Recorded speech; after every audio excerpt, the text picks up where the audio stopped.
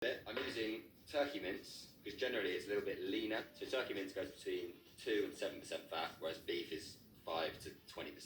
Next up, we're going to prep our veg.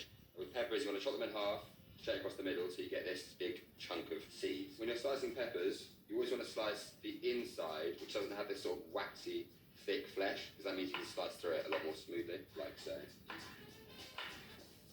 The main thing with chopping an onion is you want to keep this thick, husky bit together so it doesn't fall apart when you're chopping it.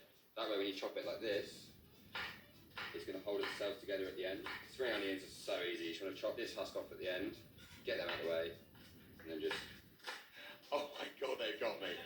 Spring onions, just the same as normal onions, will get you in the eyes and make you cry. So now the veg's all prepped, it's time to get cooking.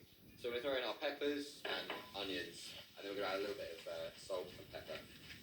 You can see already that it is full of colour. They're only going to go on for about 3 minutes just to soften, because you don't want to cook all the flavour out of them. So we're just going to put them aside off the heat. My phone's ringing. I can guarantee you that that's my mum. Yeah, hi mum.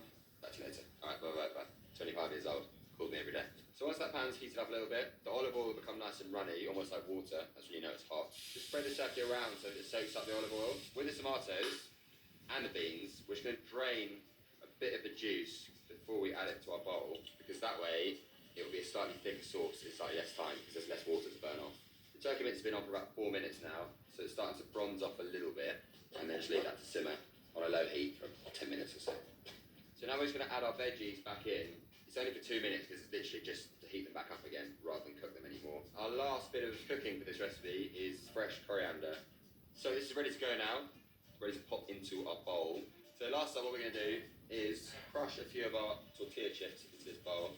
They tend to come a little bit